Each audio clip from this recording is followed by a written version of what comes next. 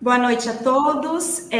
Começa mais um Cai na Roda da TV GGN. Hoje, como vocês podem ver, a gente não tem a nossa querida Lourdes, que ela conseguiu tirar umas férias aí, vai descansar uns dias, mas a gente tem certeza que ela está assistindo, então vamos fazer bonito, né?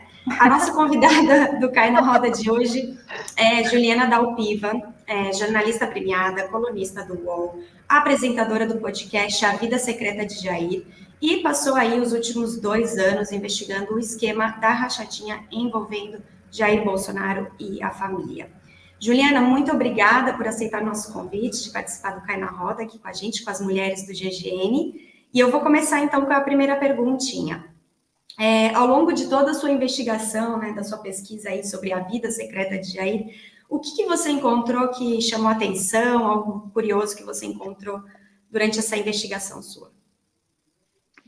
Oi, vou dar oi para as meninas, já que eu estou chegando aqui. Obrigada pelo convite. E respondendo sua pergunta, Patrícia, eu acho que começa com o que eu não achei, né, de curioso, assim, porque na verdade acho que tem uma coisa, é tudo muito sério, né? A gente às vezes ri falando porque tem um quê de novela em muito dessa história.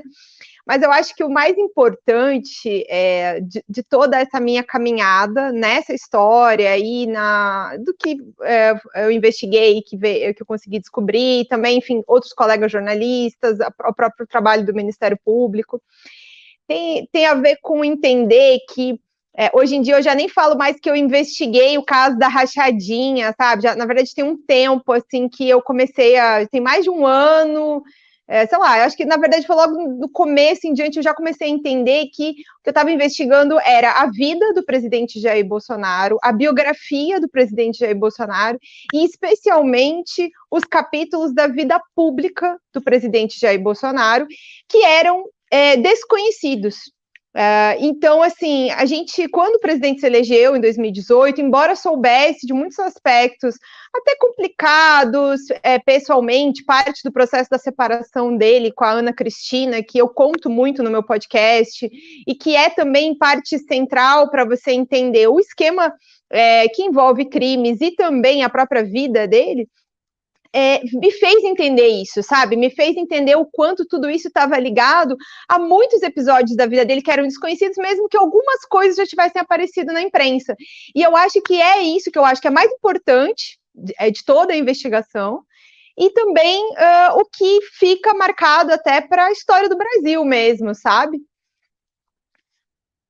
E algo curioso, então, Juliana, dessas questões... Um aspecto mais pontual, assim, eu acho que esse relacionamento com a Ana Cristina, a vida do Bolsonaro, para mim, assim, se divide muito antes e depois. Ele, por exemplo, assim, a gente tem que ter sempre um cuidado quando vai falar de aspectos privados e da privacidade de pessoas que são públicas para que a gente não exceda um limite, né? Assim, a gente não está fazendo fofoca da vida das pessoas, mas existem aspectos da vida dessas pessoas, aspectos privados, que interessam a sociedade. Por exemplo, o presidente se elegeu com um discurso moralista, de defesa de uma ideia de família, do que ele acha que tem que ser a família, de uma ideia de como que essa família tem que se comportar, né? E aí, o que chama, assim, um aspecto que eu acho assim, que me chama muita atenção, e, enfim, também acaba que eu recebo muita mensagem, isso também chama atenção, e muita gente que ouviu o podcast que fala sobre a vida dele. Assim, ele casou 3 vezes, né? Teve separações conturbadas, envolvendo separações. O próprio fato, eu acho que uma das mensagens que eu mais recebo, Patrícia, sobre o fato dele não ter reconhecido o Jair Renan, quando o Jair Renan nasceu, de ter feito um exame de DNA, de tal. A primeira certidão de nascimento do Jair Renan não tem o nome do pai, como milhões de brasileiros que não têm o nome do pai na certidão de nascimento, que eu considero uma coisa muito dura, né, para uma pessoa saber que o pai não reconheceu de imediato, né?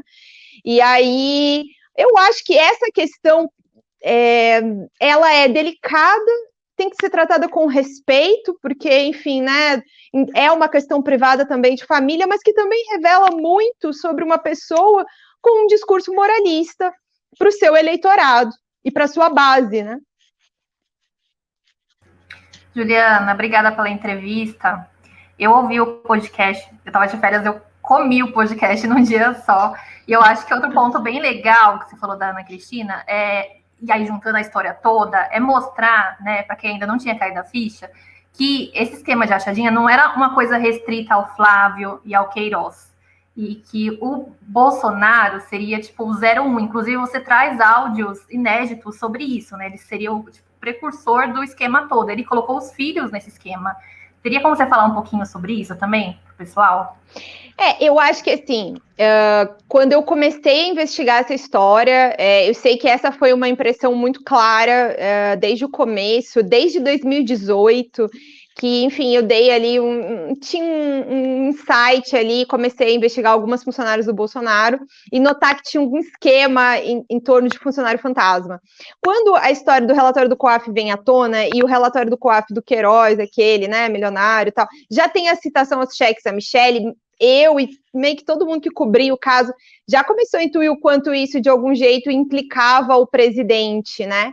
E aí, na medida em que eu fui avançando nessa investigação, começaram a surgir fontes que me começaram a me falar isso em off, sabe? Olha, acho que vocês estão focados no Queiroz, e o Queiroz é uma peça importante da história, mas está longe de ser o grande operador, ou mesmo a única peça mais central para poder, de algum jeito, conectar o presidente Jair Bolsonaro à história como um todo.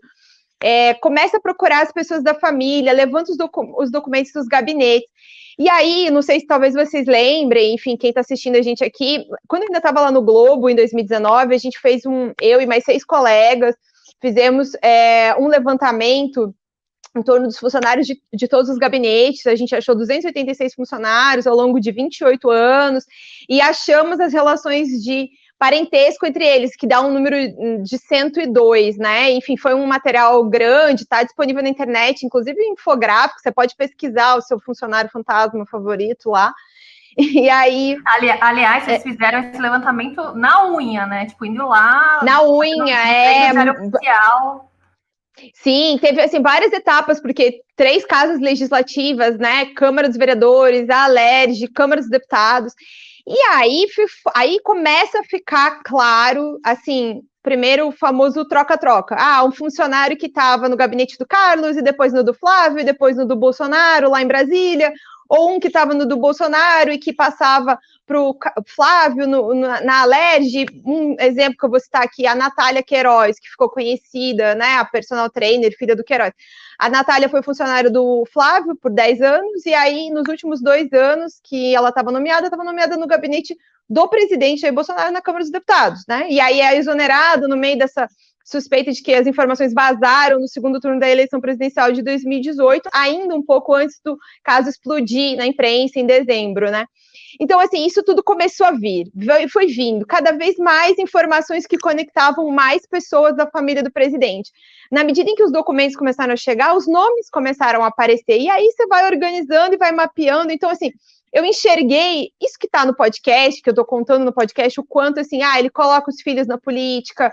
Essa intenção de colocar os filhos na política tinha a ver com realmente criar um esquema de gabinetes, e ele é o grande organizador disso. Eu acho que, assim, antes ficava muito uma impressão, o Bolsonaro é isso. Não, na prática, agora tem, assim, prova, documento, testemunha, áudio, entendeu? Então, assim, agora é muito claro que não é mais um achismo, sabe? Não é mais assim, uma opinião, uma sensação, não. É substancial, tá aqui, tá materializado. Para mim, com toda franqueza, e acho que também, assim, quem conhece, quem cobre o Palácio, eu não tô lá todo dia, acompanho um pouco dos bastidores de Brasília também. Ninguém faz nada sem o Bolsonaro autorizar. Assim, o presidente é extremamente centralizador, ele é extremamente autoritário, né? Então, assim, para fazer alguma coisa que contrarie o Bolsonaro, sem que ele saiba, né, a pessoa vai, com certeza, ou vai ser demitida, ou, enfim, vai ser retaliada. Ele já demitiu muita gente, né, vários ministros com esse tipo, por contrariarem, né, até o pensamento, não é nem, assim, uma ação, às vezes só o pensamento. Então, assim, o esquema funcionava com toda, vamos dizer assim, organização e com participação de algum jeito dele, né? A mulher dele vai ser chefe de gabinete, a madrasta, né, do Carlos. Aí uma amiga dela vira chefe de gabinete do Flávio, quando o Flávio é eleito deputado estadual pela primeira vez. E só quando eles se separam, em 2007, 2008, é que aí o Queiroz vai para o gabinete do Flávio, uma outra pessoa de confiança do Bolsonaro, um militar, vai também para o gabinete do Carlos, e também um primo da Ana Cristina assume formalmente a chefia de gabinete, embora nunca aparecesse para trabalhar lá, não tem nem registro de uma pessoa que foi chefe de gabinete 10 anos, não tem um crachá. É assim, é inacreditável. E aí tem isso também, sabe? O esquema é tão rudimentar que as coisas, assim, deixou muita ponta solta, muita gente envolvida, e as pessoas acabam falando, sabe? Foi um pouco assim, só que demora tempo, às vezes, sabe? Para você colher. Eu não gosto de ficar dando explicação, análise em cima de coisas que ainda não estão concretas. Sobre isso que eu estou falando para vocês aqui, olha, acho que está extremamente provado dentro dos autos da investigação do próprio Flávio Bolsonaro, e também pelo que veio à tona do nosso trabalho na imprensa. Juliana, obrigada por ter aceito o nosso convite. E nessa semana eu acabei indo ouvir seu podcast, A Vida Secreta de Jair. Inclusive, parabéns, é uma produção incrível, é viciante. Até mandei para o meu grupo de TCC, porque o jeito que você conta as histórias é muito legal, muito fascinante. E, enfim, ali perto da vinheta, você comenta que nos 2 últimos anos você fez pouca coisa além de investigar a vida do presidente. Eu fiquei imaginando como que está sendo esses 2 últimos anos para você, sabe? Se para mim, que não investiga a vida do presidente, que só consuma notícia, já está sendo assim um pouco difícil para a saúde mental, conseguir acompanhar tudo. Como que está sendo para você? Como que você se inseriu nesse meio de ficar 2 anos só investigando a vida do presidente, e como que você está levando essa vida? Acho que tem várias etapas, sabe? Assim, eu não me programei para ficar 2 anos e pouco, agora quase 3, aí vamos virar já, entendeu? Já são quase 3. Não me programei para que fosse dessa maneira. Eu acho que a história ganhou vida própria na medida em que eu fui fazendo ela. E, enfim, também com outros colegas, trabalhei muito em parceria com muitas pessoas. Eu acho que no último ano é que eu acabei, enfim, tocando mais umas coisas sozinha, mas mesmo assim teve muito apoio de muita gente ajudando nesse processo. Eu acho que no começo foi um pouco, assim, profissionalmente desafiador, porque é uma história muito importante para o Bolsonaro, então muita gente da imprensa também trabalhou e na concorrência e quer fazer, então você tem um pouco aquela pressão do furo, enfim, de não ficar para trás na história e tal. Aí depois as coisas foram se assentando, né? Outras questões surgiram no governo, estou falando do primeiro semestre de 2019. E aí eu acho que entra um pouco essa separação. Algumas pessoas começaram a cobrir outros temas, enfim, o governo Bolsonaro é um desafio, tem muitos aspectos complicados, então, assim, quando você domina muito um assunto, é difícil, porque você fica inevitavelmente um pouco para trás no resto, né? Então não dá para dominar tudo o tempo todo, é muita coisa. E aí eu decidi ali me especializar, foi uma decisão mais minha, não teve editor nenhum que me pediu assim, olha, você é responsável pelo caso da rachadinha. Não, eu me tornei, assim, acabou que eu fui embicando, e aí, assim, de uma fonte puxou outra. Então, assim, acho que teve um período que foi bem pesado de trabalho, até a conclusão daquele trabalho que eu falei para vocês agora há pouco, sobre o 102, enfim, o trabalho no levantamento de todos os gabinetes, e a gente fez até umas outras matérias antes, nesse período. Aí depois, o segundo semestre daquele ano, ainda teve um pouco, assim, de rescaldo desse assunto, e de algumas coisas que começaram a aparecer do envolvimento deles com grupos milicianos, né, as mensagens da ex-mulher do Adriano Nóbrega que vieram à tona. por um trabalho meu e de um outro colega do Globo que chama Chico Otávio, e aí, enfim, teve aquela busca e apreensão. Então, assim, teve uns períodos, assim, muito intensos, e aí, o ano passado, na pandemia, que eu acho que a coisa começou a ficar, assim, bem, como é que eu vou dizer, dura, porque aí, né, a vida virou o trabalho, teve muita operação, para além do caso Queiroz em si, a gente não cobre só uma coisa, né, então, teve muita operação policial envolvendo questões da pandemia, e ao mesmo tempo a própria pandemia em si que trancou a gente dentro de casa, mas que, assim, olha, para conseguir vários desses documentos, as gravações do podcast, cara, uma operação de guerra, sair de casa, sabe, sem pegar Covid, né, encontrar pessoas, pegar documentos, a própria operação de gravação, ela é uma operação, faz teste, viaja, faz teste Covid, faz isolamento, vai no estúdio sozinha, então, assim, passei muito tempo longe da minha família nesse tempo, assim, minha família não, eu moro no Rio, minha família não, meus pais, meus irmãos não moram no Rio, moro no Rio com meu marido, e aí, sabe, assim, foi bem, bem complicado, perdi meu avô, né, esse ano, na segunda onda de Covid, e nem pude ver minha família, então, assim,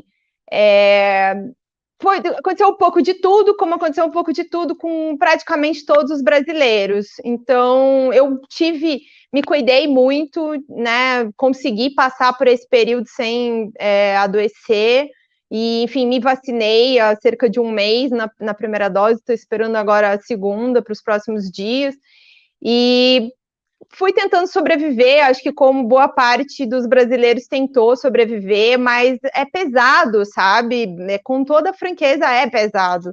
O volume de trabalho, a situação do Brasil, eu também me sinto, às vezes, até culpada de ter me especializado um pouco dentro dessa história e não ter mais tanto tempo para me dedicar a questões de direitos humanos que, para mim, são muito caras e que eu me dediquei muito tempo da minha carreira e da minha formação profissional para fazer, sabe? Assim, eu estou tentando agora retomar um livro que eu estou fazendo sobre a ditadura militar, porque falta um pouquinho para terminar.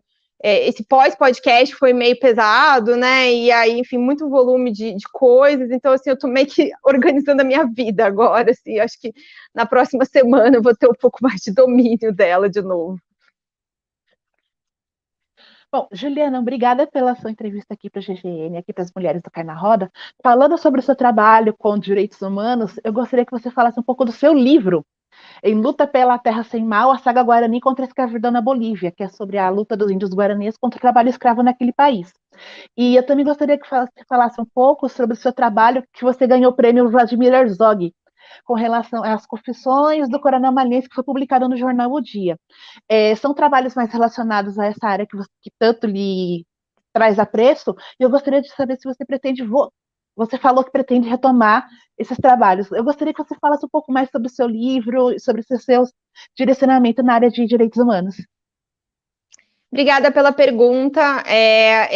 Sabe, eu acho assim, até estamos aqui falando nós, mulheres, assim, acho que a coisa que às vezes um pouco me deixa até um pouco chateada é quando a gente fala sobre isso, falando muito do Bolsonaro, parece... Tem gente que também acha que eu comecei a trabalhar ontem, sabe? Porque fez umas matérias que ficaram conhecidas e tal, assim, tipo, não, tem assim, mais de 10 anos fazendo muita coisa, assim, que tem importância histórica, né? E eu acho que, assim, quando você fala, vou começar de trás para frente na sua pergunta sobre a questão das confissões do Coronel Malhães, que está relacionada ao livro da ditadura que eu falei, que eu estou fazendo, falei agora há pouco.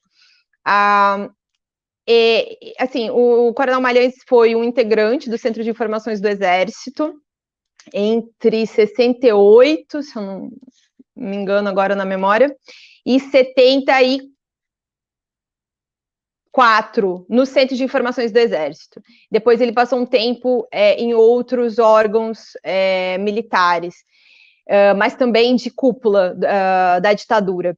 Mas por que eu estou citando esse período do Centro de Informações do Exército? Porque o CIE, que a gente costuma chamar assim pela sigla, era um órgão do núcleo, era um órgão dentro do gabinete do ministro do Exército, nesse período, e no período mais duro, ali, 71 até 74, era ligado ao ministro Orlando Geisel.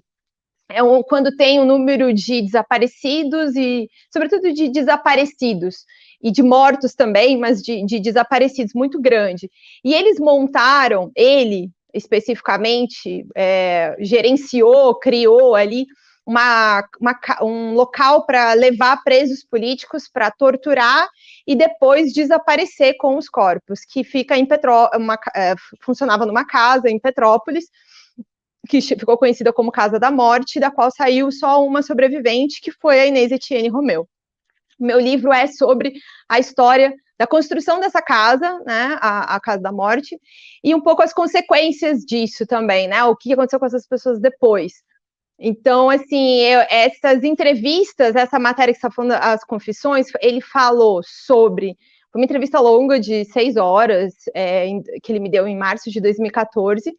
Algumas coisas dessa entrevista viraram reportagens dentro de uma série que o jornal estava fazendo naquela época. Uma das confissões dele está relacionada ao que uma operação que ele fez para desaparecer pela última vez com o corpo do ex-deputado Rubens Paiva, em que ele disse porque a história dele é que um grupo de militares teria matado o deputado durante uma sessão de tortura dentro do DOI-CODE, e aí depois teria enterrado junto à estrada no Alto da Boa Vista. E aí depois levaram o corpo do Rubens Paiva para uma praia, em alguma altura do Recreio, no Rio de Janeiro.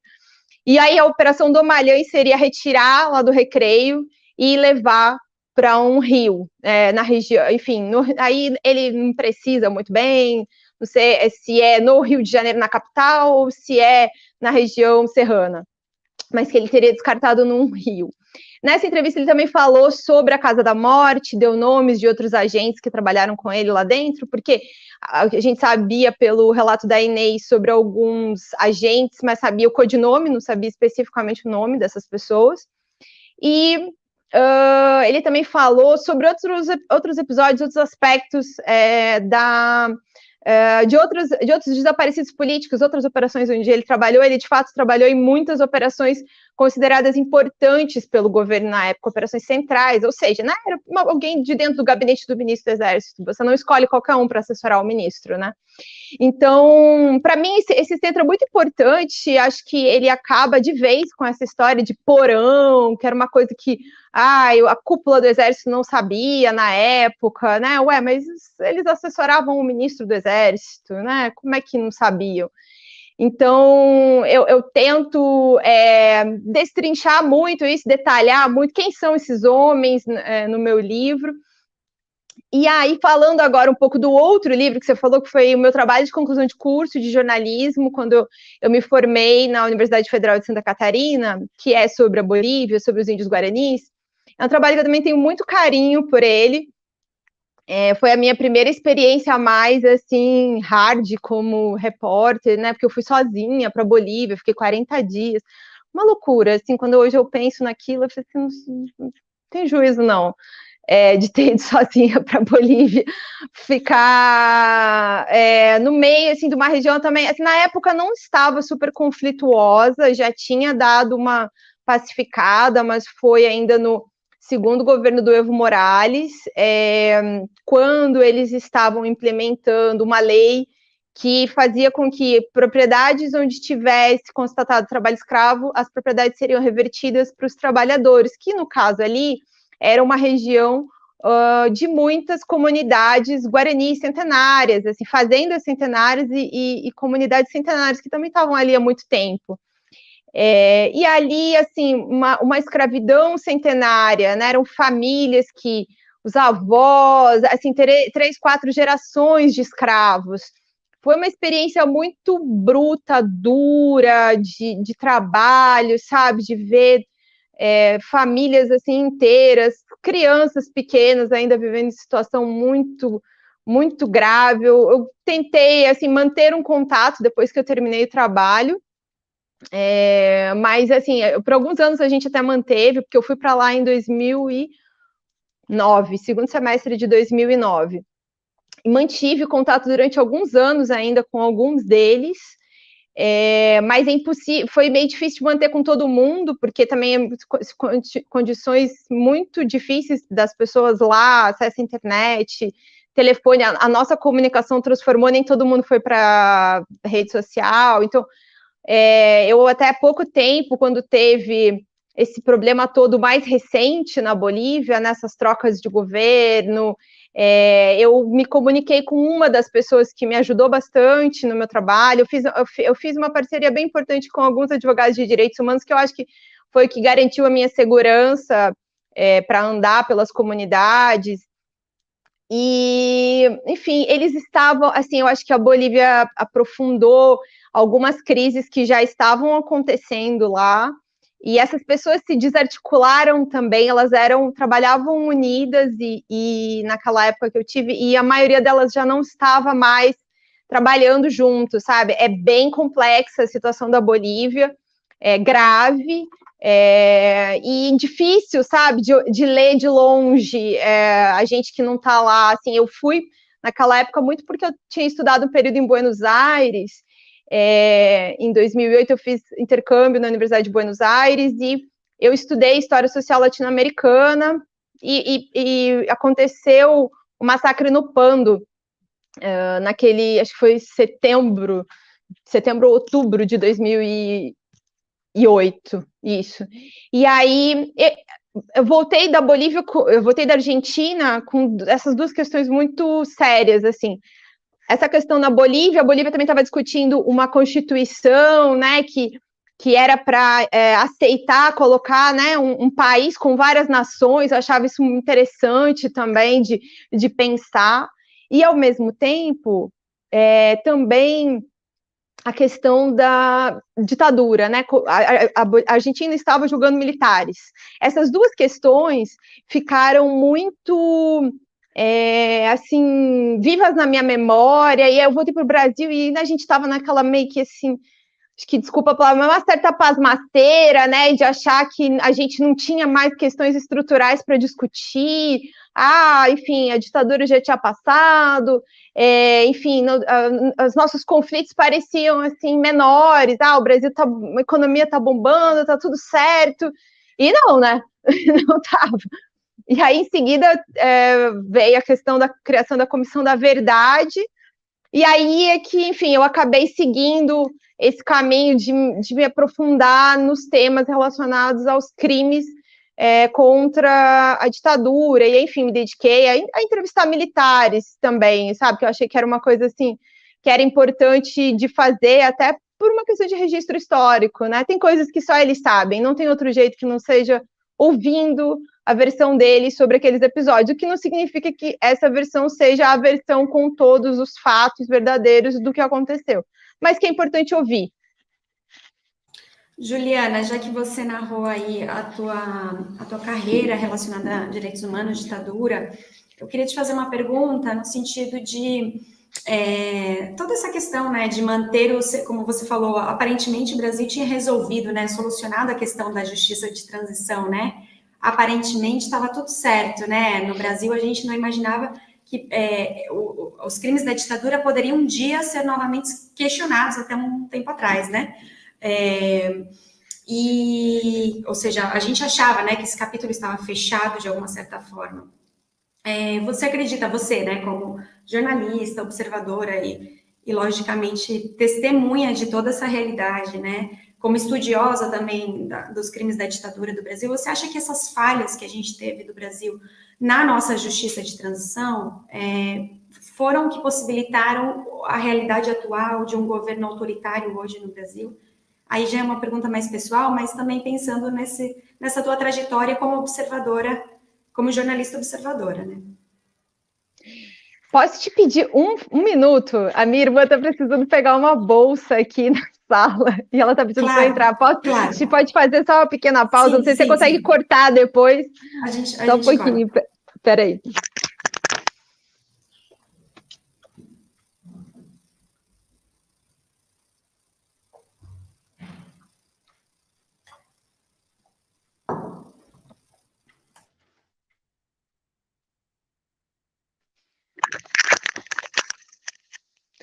Drama do home office, né? Faz parte. Então, só repete para mim o finalzinho da sua pergunta, que era com relação à questão do Brasil ter ignorado os crimes, né? Isso. O fato, dessa forma como a gente passou a nossa justiça de transição, se você acha que isso foi o que permitiu a gente ter hoje um governo autoritário no Brasil.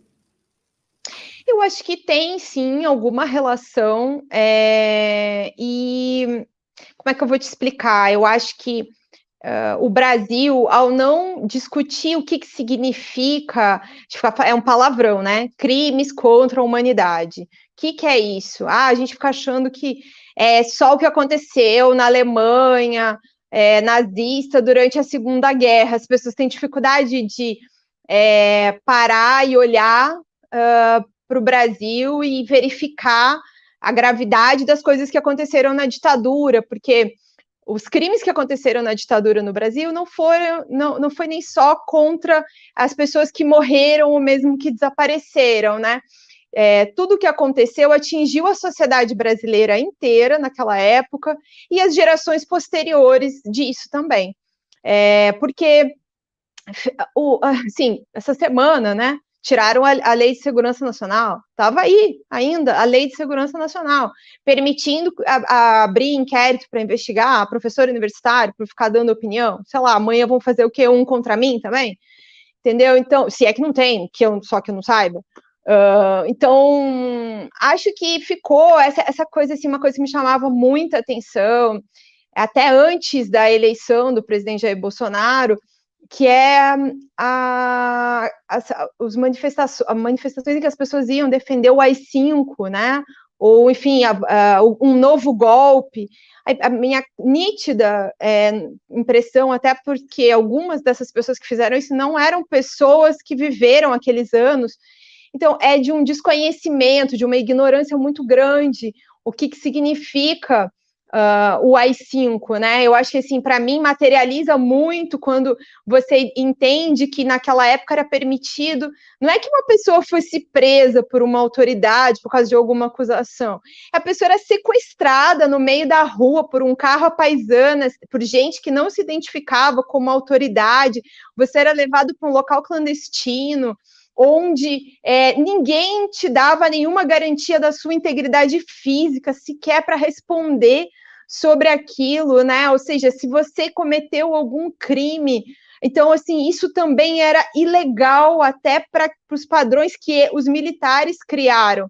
Então, assim, isso é a barbárie, né? Isso não é assim, aceitável em nenhum lugar que queira dizer que tem uma democracia. Então, para ter uma democracia, você tem que ter, de verdade, um Estado democrático de direito, uma Constituição onde você segue as regras, onde as pessoas têm direito à defesa, quer dizer, ser acusado, mas você tem que ter direito a dizer onde é que você estava, o que foi, qual que é essa acusação, quem é que media isso. A gente, inclusive, naquela época, tinha pena de morte por um período, mas era a pena de morte depois de um julgamento, né? Não era uma pena de morte de execução no meio da rua, sabe? Então, é um devido processo legal, mesmo para os padrões da ditadura. Então, assim, eu acho que quem defende esse tipo de coisa não sabe o que está falando, não sabe o que é viver num lugar como esse. E é muito assustador ver defesas desse tipo de coisa, sabe? Assim, eu confesso que é deprimente. Depois de... Assim, eu nasci no primeiro ano em que o Brasil, né, já tinha um governo civil. Então, eu não vivi a ditadura militar. Então, assim, eu não achava que a minha geração ia ver essas coisas serem defendidas de novo, né? Assim, eu achei que era coisa que a gente tinha lido na escola, sabe? Que a gente não ia precisar ficar explicando que, olha, você não pode defender esse tipo de coisa, você está defendendo uma coisa que ameaça as nossas vidas, né? Porque é muito fácil você defender esse tipo de coisa, mas aí vem defende, mas aí você quer criticar o governo, troca de governo, aí você vai querer ser alvo desse outro governo porque você pensa diferente, porque você tem uma opinião diferente. muito, muito delicado. E, assim, há também outras falácias, mentiras, né, que se diz, que só quem foi para a luta armada morreu. Não, gente. Né, muitas pessoas que sequer tinham qualquer envolvimento com a luta armada morreram, né? O deputado Rubens Paiva é uma dessas pessoas, mas mesmo quem teve, acho que, assim, eu conheço muito, e olha, conheço muitos ali sobreviventes da luta armada, muito poucos não passaram pelo processo de serem presos, torturados, responderem na justiça militar. Então, mas aí, assim, né, tudo errado, a pessoa é obrigada a confessar debaixo de paulada ali, né, de muita tortura, um monte de coisa que às vezes nem cometeu. Então, assim, qual é a legalidade daquilo, né? Tudo. E eu acho que, assim, quando não se olha para esse passado, também isso, de algum jeito, fica parecendo uma licença para vários abusos que acontecem nas nossas polícias, né? E tem uma discussão, muitos especialistas debatem sobre a questão da polícia ser militar, né? E do quanto essa herança militar influi na violência policial. Muito, assim, foi muito ruim para o nosso processo democrático de construção posterior à Constituição de 88, o tempo que o Brasil levou para uma comissão da verdade. Isso foi muito ruim, se perdeu. Eu acho que acho que a coisa mais importante que tinha, eu sei que as famílias querem justiça e elas têm direito a querer justiça para os familiares que elas perderam, mas a coisa mais importante para a gente, enquanto sociedade, era um processo de educação, né? Assim, a Argentina lida com tudo isso de uma maneira bastante diferente, tem consequências, eles têm outros problemas mais graves que os nossos em outras áreas, mas essa questão é uma questão muito fixada na sociedade argentina. Quando você anda por Buenos Aires, por exemplo, você encontra locais de memória em praticamente toda a cidade, sabe, assim, e com uma expressão que resume, eu acho que de maneira muito firme isso, que é chamar de terrorismo de Estado, o que aconteceu naquele tempo.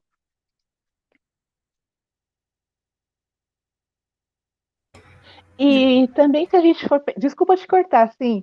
E Não, também mas se a gente for pensar na questão de militarização, a gente pode ver o recrudescimento das ações das polícias militares, a forma como as milícias surgiram dentro das polícias e acabaram migrando para outras situações, a ligação das milícias com a política, e a gente está vendo isso de uma forma mais clara agora. Isso também é uma consequência dessa força e dessa falta de trato com a própria história, ou eu estou meio que viajando? O que não, você acha? eu acho que tem sim, essas conexões estão presentes. Acho que me sinto mais à vontade para falar sobre os exemplos do Rio de Janeiro. Tem uma coisa, por exemplo, que você não citou na sua pergunta, mas que está bem conectada, e que eu conto um pouco, tem um pouco disso num livro que chama Os Porões da Contravenção, que é do Chico Otávio e do Aloysio Piara, grandes jornalistas, né? Infelizmente a gente perdeu o Aloy para a Covid, também é mais uma das vítimas da Covid.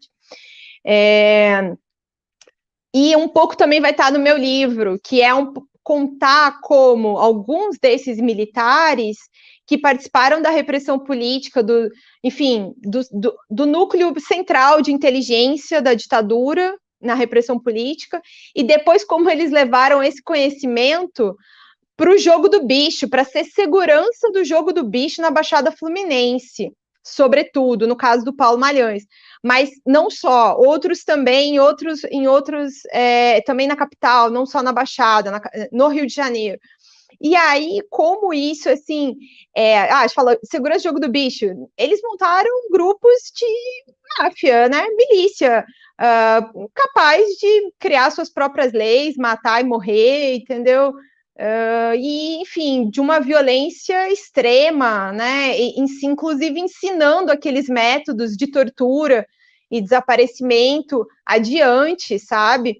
Então, a gente passa por um processo em que a gente traz para dentro da sociedade para conviver como se nada tivesse acontecido, pessoas que né, torturavam, estupravam, esquartejavam pessoas, né, e que continuaram fazendo isso depois também envolvidas com grupos aí já né, envolvendo pessoas do jogo do bicho, aí já, outros crimes, outro tipo de situação, não mais por questão política.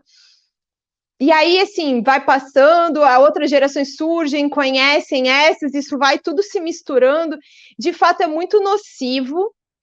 E assim como aconteceu no Rio, a gente fala muito do Rio de Janeiro, porque tem a lupa lá, né? Tem um monte de órgãos de imprensa tal, mas no interior do Brasil, essa violência, né? Há pouco tempo, acho que não sei, todo mundo aqui talvez tenha visto a história do caso Evandro, né?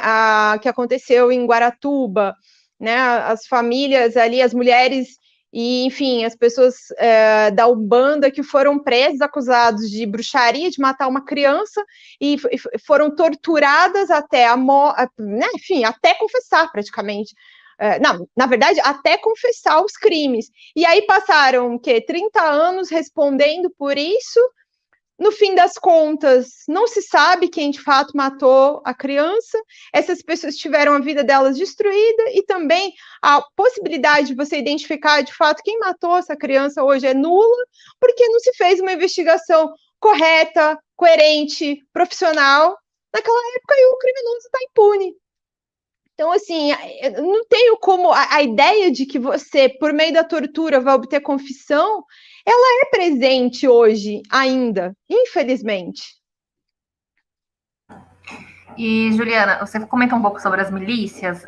A gente hoje sabe que o Queiroz e, enfim, todo o clã Bolsonaro tem uma certa ligação com algumas pessoas ditas milicianas. Nas suas andadas aí pelo Rio, atrás do Queiroz, atrás de fontes, você ouviu muita gente para suas reportagens, né? Você teve resistência ou teve algum problema para entrar em áreas ligadas a milícias? Como que foi isso? Olha, a gente... Quando você trabalha lá, eu já trabalho no Rio de Janeiro há pouco mais de 10 anos. Então, você aprende um pouco as regras, né? Então, eu não saio de casa sem saber direito onde é que eu tô indo, né? Geralmente você se informa, você tenta saber, é um lugar que dá para chegar, é um lugar fechado, enfim, tem milícia, tem tráfico, o que é? Você se informa um pouco, não sai na louca não, assim, sabe? Então, o que eu te dizer? Eu tento sempre ter, assim, responsabilidade, noção, né? Não vou sozinha a lugares que eu acho que são complicados, tento ouvir motorista também, enfim. Então, assim, eu não tive nenhum episódio, além do fato, assim, o que eu não te ameaça nesse sentido, assim, sabe? O que eu notei muito quando eu fazendo as andanças para saber a história dessas pessoas, sobretudo desse núcleo de pessoas que são parentes do Queiroz ou então amigos do Queiroz. Essas pessoas todas têm muito medo. O problema não era eu ir na casa dessas pessoas, fazer perguntas e tal. Tipo, porque eles me despachavam muito rápido, de modo geral. Mas estas pessoas sempre demonstravam para mim, e acho que para outros colegas jornalistas que procuraram também, porque esse comentário a gente faz quando conversa, que todo mundo tem muito medo de falar qualquer coisa, muito medo, e aí fica sempre meio que, assim, no ar, entendeu? Tipo, nas entrelinhas, o que é, medo do quê, sabe? E aí, eu costumava achar que as pessoas, assim, no começo, por mais que a gente saiba dessa conexão aí que é concreta entre o Adriano Nóbrega, né, que morreu no ano passado, e o Queiroz, e aí estou falando de 2019, enquanto o Adriano ainda estava vivo, né, foragido da justiça, mas vivo, o que eu acho, assim, que eu achava que as pessoas tinham algum medo, mas eu achava que era superestimado, assim, que não era realmente uma coisa tão real, assim. Aí depois eu ouvi os áudios da Márcia, quando foi apreendido o celular dela.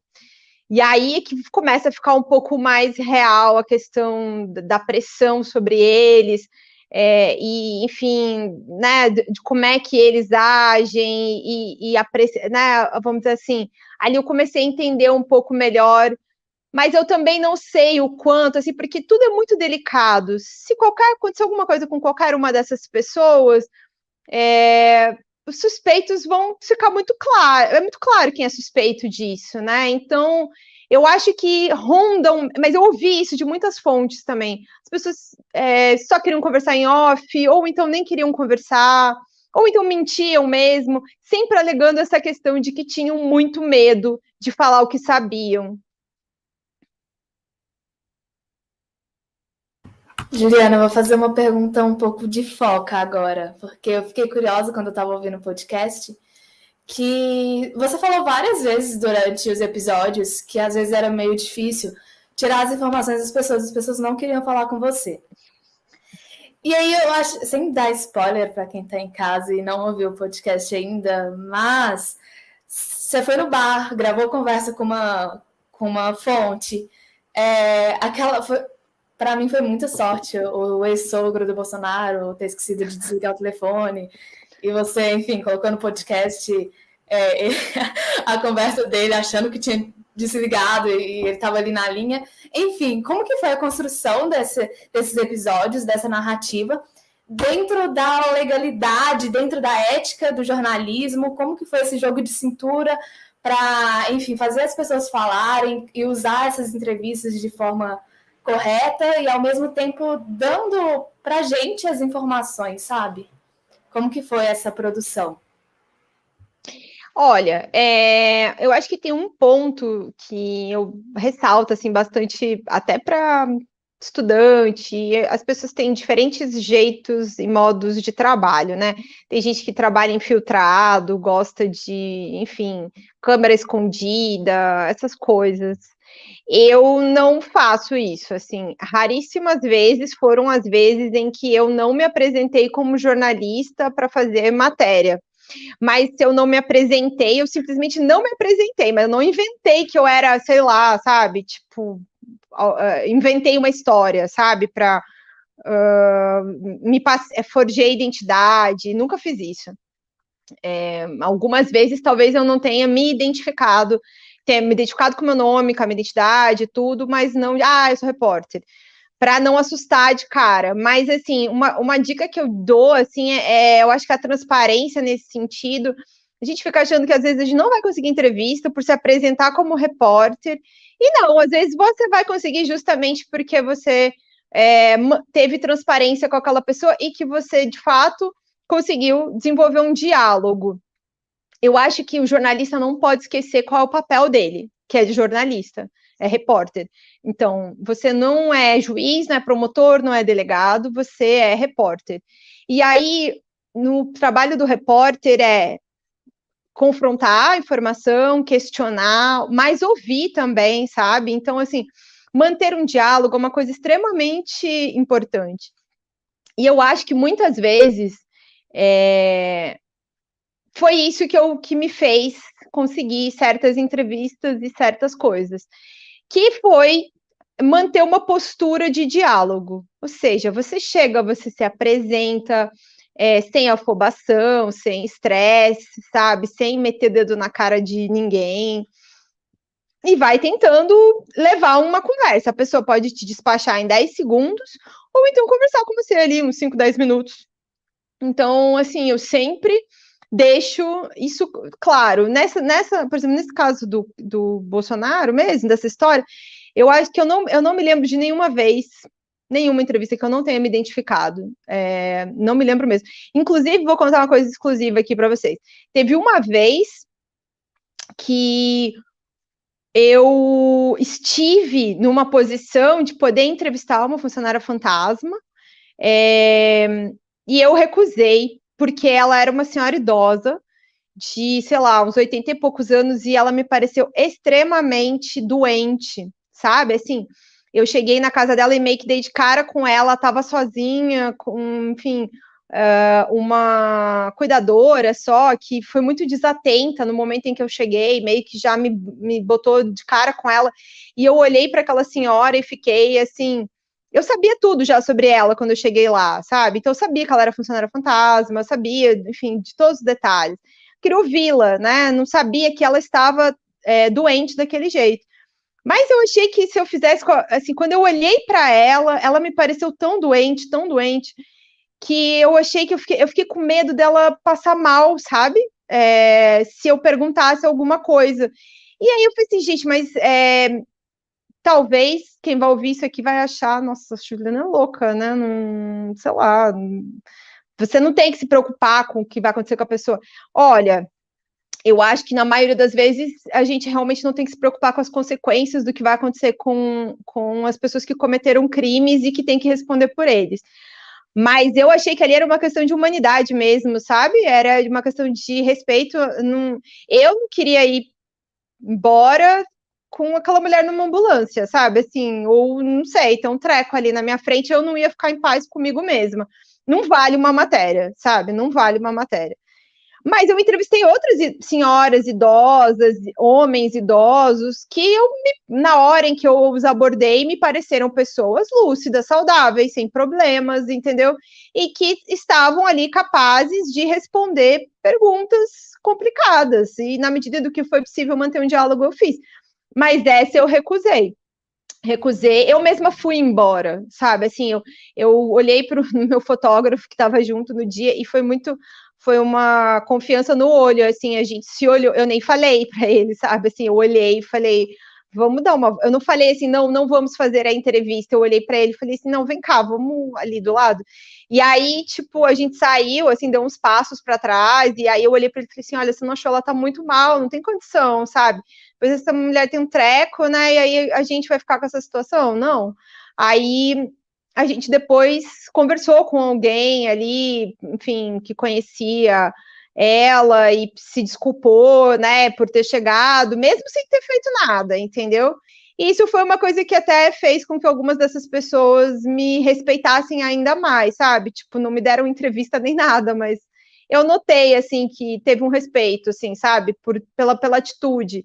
Que eu acho que, assim, a gente está fazendo trabalho é importante, às vezes perguntas difíceis precisam ser feitas, tem uma pressão enorme sobre a vida dessas pessoas e elas devem respostas à sociedade. Mas a gente também não pode esquecer que estamos todo mundo lidando com seres humanos ali, sabe? Eu tento manter a educação que eu aprendi em casa, sabe? Da minha mãe e do meu pai. É um pouco revoltante ouvir que até idosos nessa situação são usados. Muitos como funcionário idosos. fantasma. É meio revoltante. Bem revoltante, aliás. Mas aí, Juliana, então, para meio que já fechando aqui, já quase o nosso tempo, eu queria te perguntar o seguinte, e aí você fica à vontade para responder ou não, porque eu sei que às vezes jornalistas não querem fazer, como você mesmo falou, análises em cima de coisas não muito concretas, né? Mas, enfim. Mas eu queria saber do seu ponto de vista, o que aconteceu em 2018? Porque, como você mesmo falou, o Bolsonaro foi para a eleição com aquele discurso moralista de defesa da família, de pessoa, enfim, de bem, cidadão de bem, não sei o quê, não é corrupto. Era a única pessoa não investigada no mensalão, era a única pessoa que não está envolvida na Lava Jato e não sei o quê, etc e tal. E aí ele conseguiu passar pela eleição sem nenhuma denúncia, sendo que agora a gente sabe de todo esse passado, graças ao trabalho de vocês, a gente sabe de todo esse passado sombrio em relação ao que eles fizeram no gabinete com o funcionário fantasma e desvio de dinheiro público, etc. O que aconteceu ali? Como que a gente explica isso? E outra questão, se você puder comentar, e aí eu não sei se você tem informação, o que aconteceu com o Ministério Público? Porque hoje a gente sabe que aquele relatório do COAF era de janeiro de 2018, e se passou a eleição inteira, essa história da rachadinha primeiro com o Flávio, só foi sair depois da eleição, se eu não me engano, não foi isso? O que aconteceu nesses meses? Por que ficou parado isso? Olha, eu vou começar pela primeira parte, tá? E vou ter que corrigir.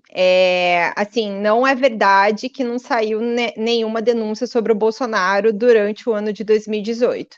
Vou citar só duas que eu acho que considero que são coisas bem importantes que foram feitas em 2018 pela famosa grande imprensa, e que são coisas que foram muito importantes até para a minha construção do podcast. A primeira grande reportagem que saiu em 2018 foi uma matéria da Folha de São Paulo, com o patrimônio da família Bolsonaro.